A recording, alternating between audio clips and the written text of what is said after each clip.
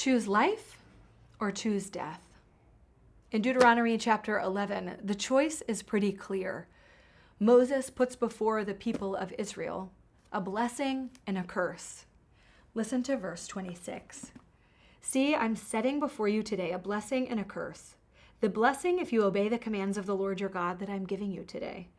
The curse if you disobey the commands of the Lord your God and turn from the way that I command you. Israel is entering a new land. And we're told several verses before, this isn't like a fertile agricultural area with irrigation systems that people work to produce crops. It's a land that depends on rain from heaven.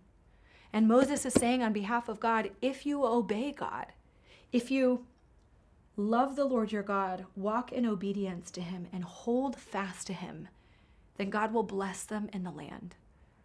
But if they wander and choose their own way, if they worship foreign gods, it will not go well for them in the land. What does this mean for us today? Now, we don't promote a prosperity gospel around here. We don't think this is a A-B comparison where what God is saying to them is he's saying to us, if you obey me, everything will go well and be in your favor. We know that's not actually consistent with the life of a disciple of Jesus. Hard things will come, things won't work out, but we do believe that God offers us choices that lead to our life and flourishing, to our destruction and demise. I'm hearing echoes of Jesus in John 10, who says, I am the good shepherd.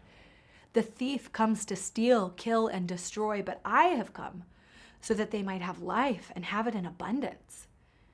And we're invited to examine whose voice are we listening to as we decide how to live. Are we listening to the voice of the good shepherd? And not just listening, but I love these words in verse 22, that we might love the Lord our God. And out of our love for God, we will obey him. Love and obedience go hand in hand. I would argue if my children aren't obeying me, it reflects that they don't actually honor me or love me, or they're loving themselves more than they're loving our family or trusting me.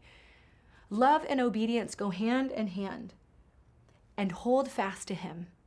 Love the Lord your God, walk in obedience to him, and hold fast to him no matter what's happening around you. So for you, what choices are before you today? Are there places you can hear the voice of the Good Shepherd calling you towards life? Will you love him, walk in obedience, and hold fast to him? And do you hear the distraction or temptation towards another way that may not lead to your flourishing and well-being? Might lead to temporary comfort, temporary immediate satisfaction, might lead to something, but it is not the voice of God laying before you. Choose life or choose death. Choose wisely. The choice is in your hands. But what is amazing is we know in this story, the people of Israel will choose the second option. They will wander from God, and they will suffer because of their decisions. But God is faithful. He doesn't leave them to suffer long or on their own.